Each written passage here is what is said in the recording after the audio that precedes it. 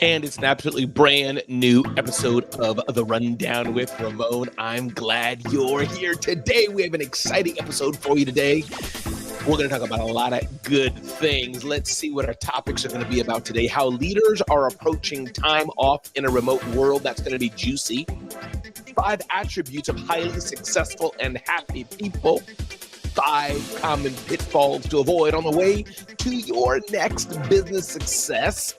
Are you tired of the same old, unveiling, unconventional content marketing triumphs? That's going to be good. Did you know the most successful entrepreneurs know how to say this one word, no? Here's the one exercise you're going to need to learn. The NFL has recently released its most advanced data. It's now on sale, and I had some ideas of maybe how you can do that too.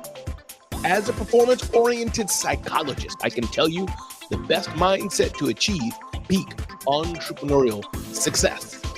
Of course, recently, the way that we sell and buy homes has changed.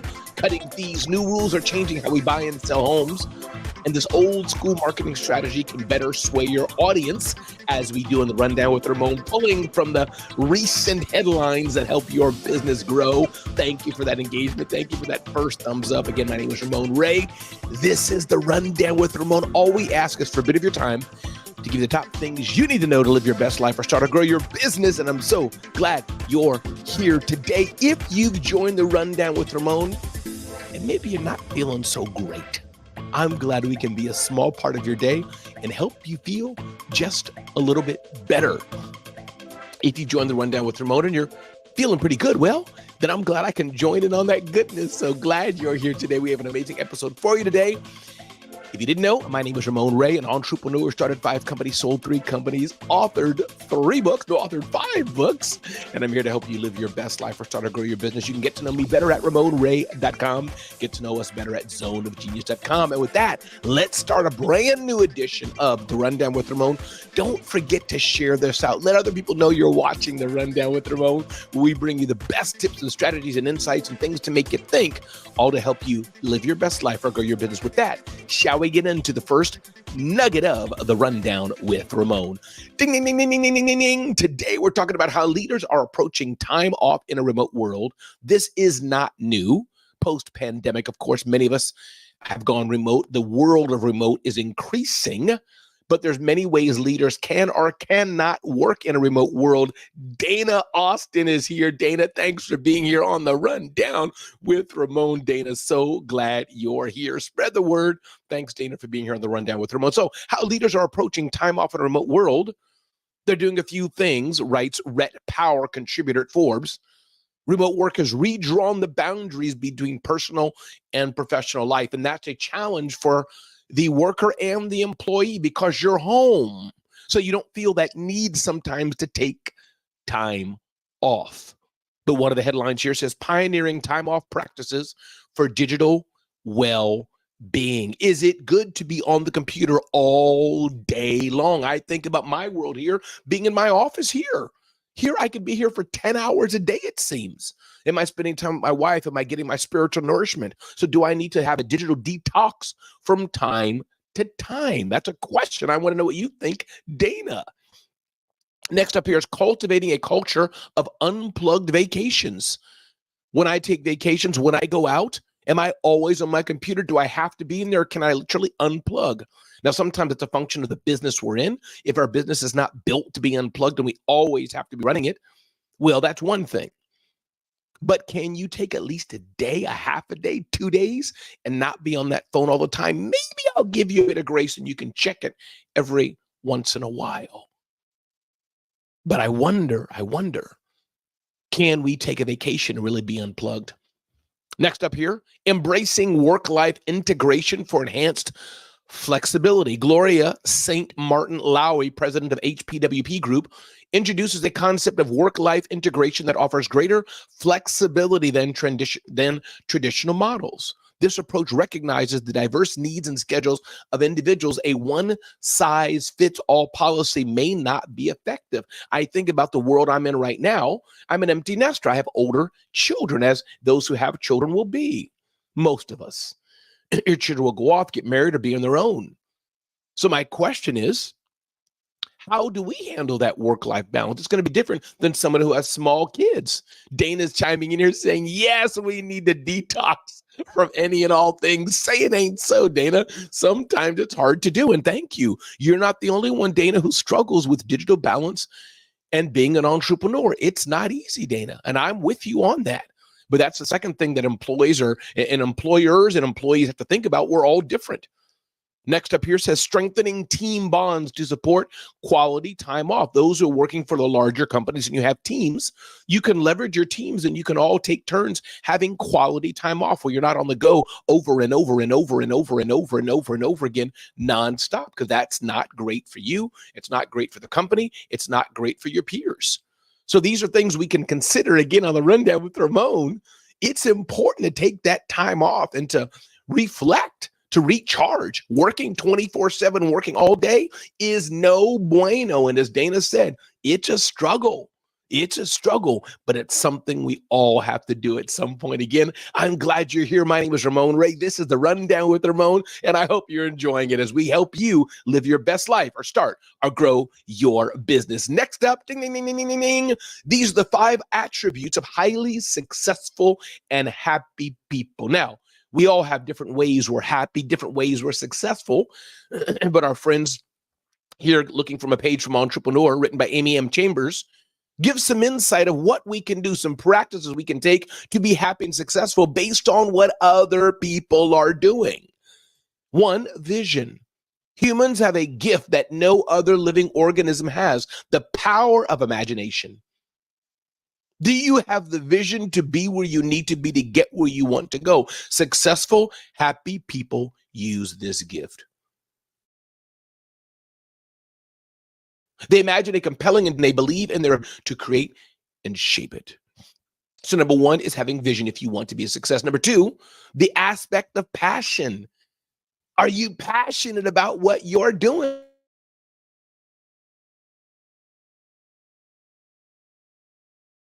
Successful people have not to invest in yourself. What about courage? Fear is a powerful motivator indeed. Research shows that our brains all have subconscious component that work to protect us and keep us safe. Again, reading here from this article. But are you holding back and living life with the brakes on, it says, because we're afraid of change and trying new things? Trying new things and embracing and accepting change may be an important part of you getting to the next level of your success. What about the power of compassion? When we empathetically hold space for others, we free them from their own fears and worries. Compassion is important. It allows us to create a safe space for others to be themselves. Do you think you need to be more compassionate? Are you being compassionate enough? What about accountability? It's amazing how much traction you create in life when you keep your word. The most successful people I know always do things they said they do. They regularly keep their commitments, including the ones they make to themselves. Accountability. Me being on this show is part of being accountable. To do a daily show is not easy, but it's accountability to myself, accountability to my partners. As we stream this across multiple channels who are counting on me to provide them and their audiences with amazing content. So accountability is important. Again, if you just joined, my name is Ramon Ray. I'm so glad you're here today. We got a lot in store for you today. If you got a tip, got an insight, you want to be on the Rundown with Ramon, definitely check out our Genius Spotlight. I'd love to feature you and have you on the Rundown with Ramon. You can check that out at zoneofgenius.com/spotlight, zoneofgenius.com/spotlight. Ding, ding, ding, ding, ding, ding, ding. Moving on. 5 common pitfalls to avoid on the way to business success. 5 common pitfalls to avoid. 1, performance marketing. Companies get things right when they start with a great product and have effective product-led growth levers. Where missteps often happen is when they say, great, everything's working, let's grow faster, just for the sake of growth, just for the sake of doing it. That's when maybe the wheels fall off the train and things get messed up. So that's one common pitfall in the way to business success. You're already having a success, But now, can you handle the growth, and are you pushing yourself to grow too fast? Number two, experimentation. One of the biggest levers is building a robust growth experimentation program. With that in place, you can ruthlessly prioritize experiments. This can lead to a series of experiments running across the funnel within an app and on the website. So how do you do that? That's a pitfall to avoid. Experimentation. Now, we do need to experiment, of course, but you want to be careful. Don't run too many experiments all day long, and you're not prioritizing the experiments that you're running. Channel strategy. Create a growth flywheel, an essential tool that pinpoints what values and content best drive traffic and growth. Think of it as a self-sustaining loop where you identify what inputs generate the most outputs that can then be reinvested in the inputs. So channel strategy is an important part. The one thing great companies do is properly invest in all growth channels. And for a small business, think about what that growth channel looks like for you. Brand building is important. Large companies spend millions of dollars on brand agencies, but brand is only good to a point because it's merely a manifestation of your product. So brand building the right way. Scaling is good, but as I learned from Seth Godin, are you scaling to the size that works for you and your brand? Are you scaling to the size that works for you? I'm a small business owner. This is it, with a team of great freelancers who help us do the work that we do. What's the size that you want to do for your business? What's the size that you want to do for the life you want to live and the way that you want to grow your business? And again, my name is Ramon Ray. This is The Rundown with Ramon. Thank you for that. Dana asking about that. Zoneofgenius.com. Zoneofgenius.com is our flagship site. You want to check out our spotlight, Dana, check it out. /spotlight. Zoneofgenius.com/spotlight. Thank you so much, Dana, for asking. Again, everybody, this is The Rundown with Ramon. We only ask for a little bit of your time to give you the top things you need to know to build your best business or grow your best life. Welcome. Ding, ding, ding, ding, ding, ding, ding. What makes a marketing campaign successful? That's a great question. I'm glad you asked. There are many things you can do to have a great marketing campaign and some things you can do to not have a great marketing campaign. But one thing I know for sure is that if you're tired of being conventional, tired of doing things like normal, there's a few companies that have done things differently. Spotify's Wrap campaign, for many Spotify's users, the end of the year heralds the arrival of a cherished tradition, the Spotify Wrapped experience. This highly personalized journey through one's musical year not only delights users, but also serves as a masterclass in content marketing. And I believe what they're doing is transforming a simple feature into a cultural phenomenon and sharing with people what is most popular that they're listening to. Spotify's success underscores the power of leveraging useful insights to fuel compelling content that resonates deeply with audiences. Dove's Real Beauty campaign, flipping beauty as it's known on its head and saying beauty is on the inside and that everyone is beautiful to somebody, and their Real Beauty campaign, exposing the stark disparity between women's self-perception and reality through a series of emotionally charged videos. GoPro, you don't hear about GoPro much anymore. I'm sure it's still around. People's smartphones are probably taking over.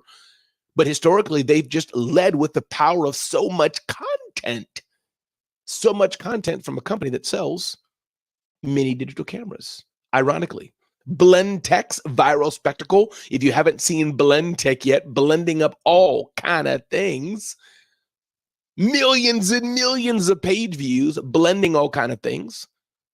Then you have MailChimp's Small Business Showcase, starting its own content machine and saying we don't have to wait for the media to pick up. I say this all the time, but we're going to do this ourselves. That is correct, Dana.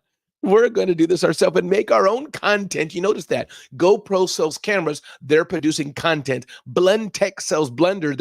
They're blending tons of things and producing content. I wanted to get everybody. My name is Ramon Ray. This is The Rundown with Ramon, helping you live your best life or start or grow your business. It's all we ask is for a little bit of your time to help you get to the next level where you want to be. And much of it is in our minds. Much of it is mindset. If you're enjoying The Rundown with Ramon, if you're enjoying it, If it's helpful to you, could you let me know? I'd be so grateful to hear from you. DM me on LinkedIn. You can find me, Ramon Ray. DM me on Instagram, Ramon Ray Smart Hustle. Find me on Twitter. Find me across the platforms on Facebook. Comment right here. Take a screenshot. Share it out. Let people know you're watching the Rundown with Ramon. Ding, ding, ding, ding, ding, ding, ding. Next up, learn to say no. If you want to be more successful, the most successful entrepreneurs, according to Barry Raber, learned to say no. Key takeaway says here, when I think about the most successful entrepreneurs I realize they say no to many opportunities. When it feels counterintuitive, the most crucial question to ask is, what won't we do? Gather your team and make a thorough won't-do list.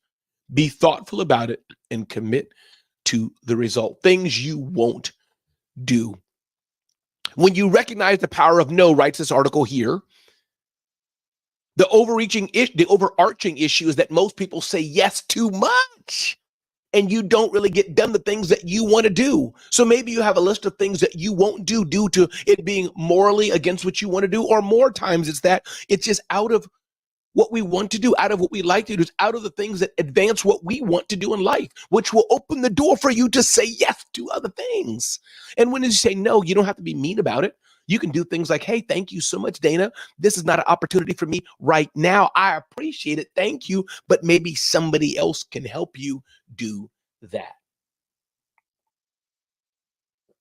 So your no doesn't have to be mean. Your no doesn't have to be nasty. Your no can be something that's good. It can be uplifting somebody still, but it doesn't have to be nasty and mean. No can say, hey, listen, thank you so much for thinking of me. This is not a fit for what I want to do or where I want to go. So you can say no and reject something, as it were, reject an opportunity, but still make others feel good. Again, everybody, thanks for being here. My name is Ramon Ray. This is the Rundown with Ramon, and I'm so glad you're here today. Did you know the NFL kept its most advanced data hidden for years? Now it's finally on sale. When I read this, it got me thinking, wow, NFL's a billion-dollar brand. It has this data, and it's giving it to users who pay up, behind the scenes, fanatical NFL fans. What about you as small business owners? What do you have that maybe you thought no one wanted? Maybe you thought you couldn't monetize. Maybe you thought you couldn't leverage it as part of the customer's experience. What do you have? NFL is doing it. Maybe you should be doing it too. NFL can do it. And they're a billion-dollar brand, and we're small businesses, but get with your team, get with your freelancer, get with somebody else and say, what data do we have that we can provide and do more with it? Ding, ding, ding, ding, ding, ding, ding. As a performance-oriented psychologist, I can tell you the best mindset to achieve peak entrepreneurial success. And it says you're choosing both sides of the coins. Should you work to improve your weakness or emphasize your strengths? And I think both can be important. As a professional motivational speaker, I work to be the best speaker I can be. And by God's grace, I'm a pretty good speaker, event host and more. But I don't dwell on what I don't do well. I don't want to make fatal mistakes, fatal errors that Dave Ramsey talks about. But I hone in on being the best I can be and not doing anything dramatically bad that drags me down. But let me go forward and see what this author says. Ask whether it's better to adopt one mindset or another ignores the fact that circumstances change. So rather than ask which way of thinking is best, ask instead which approach would be preferred in a given situation, because context matters. This is important. Moving on here in the Rundown with Ramon. If you didn't know it by now, cutting fees, how homeowners have bought homes is changing, and it's upending the real estate market. Wall Street Journal writes that when listing a house for sale for, let's say, $500,000, the seller agrees to pay the seller's agent a percentage of sale price, often 6%. Makes sense. The buyer agrees to buy the house for $500,000. So the seller is selling it and agrees that when the house is sold, they will sell the seller agent at 6%. Now the buyer says they're going to buy it. When the sale closes, the seller's agent gives part of the commission, often 3%, half, to the buyer's agent. But there's now a new way that it's happening. Still, when the seller sells it, they give some percentage that's agreed upon to the person who helped them sell it, the agent that helped them sell it. Now you have the buyer, and the buyer's agent agrees on a price for the agent's service is to help them find a house to buy. The buyer agrees to buy the house. Now's where things change. The money to pay the buyer's agent can come from the seller's agent, from the seller, or from the buyer, depending on what was negotiated. Real estate is a huge billion-dollar, trillion-dollar industry, and it's all being changed. And this is not the focus for me so much on real estate, but it's the focus that things do change and we have to be ready to adopt. And if you're not ready to adopt, or adapt, I should say rather, that can be bad. Dana's saying here, it's right. Adaptation can be a strength. Work your strengths according to Clifton's book. Absolutely. I've taken the Clifton Strength Test, Dana. Thanks for being here. So listen, everybody, there's things we can do to do better in life. And if we're not willing to do them, not willing to get to the next level, that's going to be a tough road ahead. My name is Ramon Ray. One more tip here. Ding, ding, ding, ding, ding, ding. This old school marketing strategy can better sway your audience with an old school marketing strategy. A few things to keep in mind. One, trust and credibility are the gold standard. Building trust and credibility in everything that you're doing. A spotlight on being authentically you. You don't have to worry about being for everybody because you're not for everybody. Amplified reach and exposure. Let's talk numbers. While that's true that a viral tweet can reach millions overnight, the audience of a well-placed TV segment or a front page article is not only vast, but varied. Traditional media channels brings your message to a wide demographic spread, leveraging legacy networks. Traditional media might work for you. Getting your brand featured on a platform with decades of authority can be important. Integrating with digital, the best of both worlds. The long game, building a brand legacy. Are you playing the long game as Simon Sinek talks about? Embracing tradition in the age of innovation. These are things that's important for entrepreneurs to consider. Old school marketing in many ways does work. Yes, the internet's good, TikTok is good, but don't forget possibly traditional media can be of benefit to you. Hey, Dan is here. What's up? Happy today's day to you too. Everybody, my encouragement to you today, if you're enjoying what you're listening to today, check us out at zoneofgenius.com. Be clear on what you really, really, really want in life. I encourage you to do that. I say that on every episode. Be clear what you really, really want. Because if you're not clear, how can others be clear? Ask yourself, do you even want to be in business? Life is not Shark Tank where there's some soundtrack or commercial. It's the real thing, and I want to encourage you. Don't let what you see on TV sway you. Are you hungry enough to be where you want to be, to get where you want to be in business? Are you hungry enough for that? What is your pricing like? Is it premium or is it cheap? And ask yourself this, what do you do best? When you can triangulate what you do best, to what you can get paid to do, it's a beautiful, beautiful day, Deanna. I encourage you, check us out at the Genius Spotlight as well. Want to join me here? Check me out. Genius Spotlight, zoneofgenius.com/spotlight, zoneofgenius.com/spotlight. So we can add value to your world. My name is Ramon Ray. This has been The Rundown with Ramon, and I'm so glad you're here today, where I can help you live your best life and help you start or grow your business. And I'm glad you're enjoying every episode because we're here to do one thing, and that one thing is to serve you. And I appreciate you as well. And Deanna, thanks for being here. And yes, it's okay. People don't want to be. Everyone is different for sure. And on that note, go make a difference in the world. Make the world a better place.